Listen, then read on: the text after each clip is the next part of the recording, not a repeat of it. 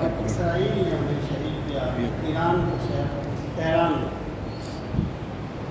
ظاہر ہے یہ عالمی اسلام کے لیے ایک بہت بڑا نقصان تو ہے.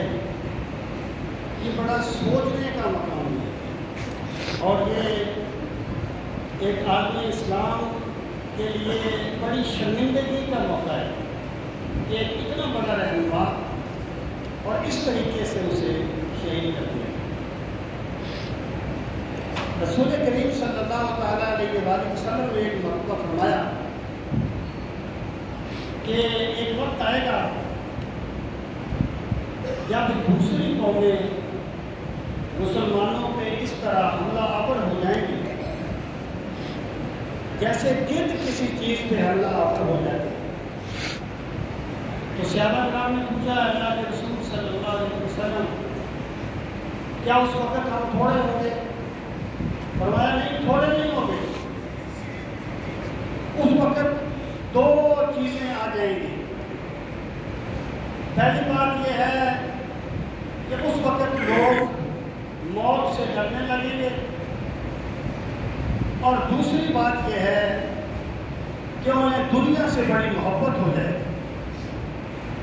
آپ اس وقت عالم اسلام کا تجزیہ کریں، وسائل کتنے ہیں، افرادی قوت کتنی ہے، ٹیلنٹ کتنا ہے، کون سی نعمت ہے جو میرے رب نے عالم اسلام کو نہیں دی. لیکن کمی کس چیز کی ہے؟ وہی دو چیزیں حائل ہو گئی جن کے بارے میں رسول کریم علیہ الصلوۃ والسلام نے فرمایا. سامعین محترم،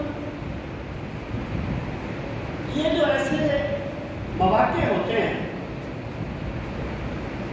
ظاہر ہے اس میں عوام کو سوائے احتجاج کرنے کے، سوائے دعائیں کرنے کے اور کچھ نہیں کر سکتے. دعائیں کرنی چاہیے تو دنیا سے چلے گئے ان کے رفع درجات کی دعا کرنی چاہیے، جو زخمی ہیں ان کی صحت کی دعا کرنی چاہیے، ان کی آزادی کی دعا کرنی چاہیے. لیکن یہ ایسے معاملات ہیں جن کا حل عوام کے پاس نہیں ہوتا، ریاستوں کے پاس ہوتا ہے.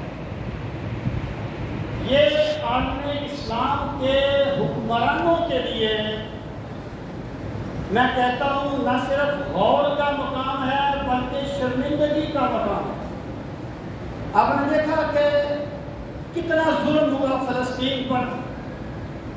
آج کل تو میڈیا کا دور ہے، تو ویڈیوز بھی آ جاتی ہیں کس طرح وہ ذبح کرتے ہیں. اور وہ تنظیمیں جو عالمی انسانی حقوق کی تنظیمیں ہیں وہ کہاں مر گئی ہیں؟ انہوں نے جو کوئی رول انہوں نے ادا کیا اس مسئلے میں.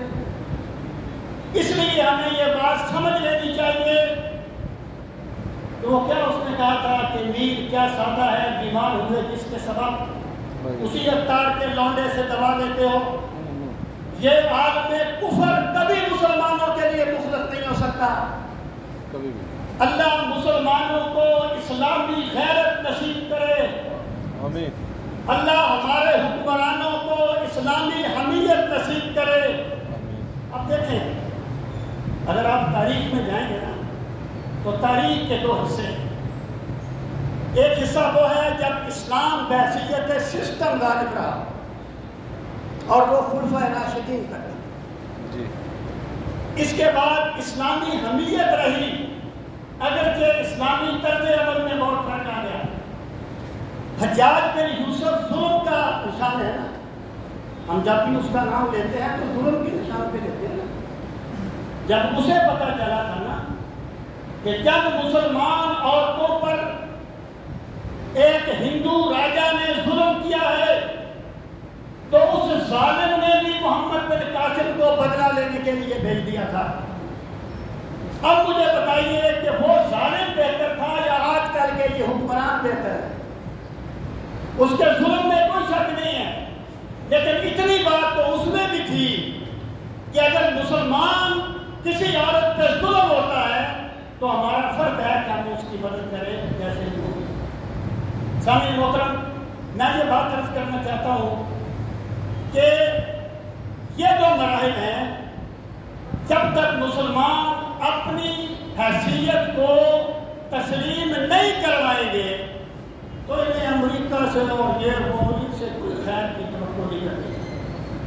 اللہ تعالیٰ ملت اسلامیہ کو اسلامی غیرت نصیب فرمائے اور اللہ تعالیٰ فلسطین کے مظلوم مسلمانوں کو ظالموں